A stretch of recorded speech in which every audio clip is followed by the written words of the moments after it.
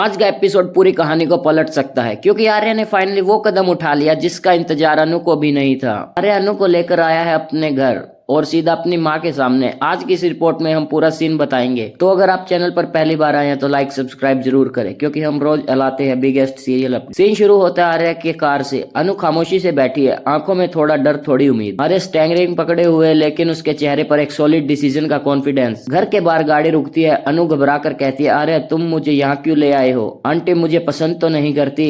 आर्य soft voice में कहता है, अनु अब वक्त आ गया है सच सामने रखने का। जब तक मैं तुम्हें अपनी माँ के सामने नहीं ले जाऊंगा तब तक सब कुछ अधूरा रहेगा। अनु कुछ नहीं बोल पाती। दोनों घर के गेट की तरफ बढ़ते हैं। बैकग्राउंड में म्यूजिक चलता है, हवा तेज चल रही है, पूरा सीन सिनेमैटिक लग रहा है। आर्य की माँ लिविंग रूम में बैठी होती है। जैसे ही आर्य अंदर आता है माँ कहती है, अरे बेटा इतनी रात को तुम? क्योंकि माँ की नजर सीधी अनु पर पड़ती है। रूम में तुरंत तनाव भर आता है। माँ शौक में। अनु झुकी आंखों से। आर्य आगे बढ़कर कहता है, माँ आज मैं अनु को यहाँ इसलिए लाया हूँ क्योंकि मैं आपसे कुछ छुपाना नहीं चाहता।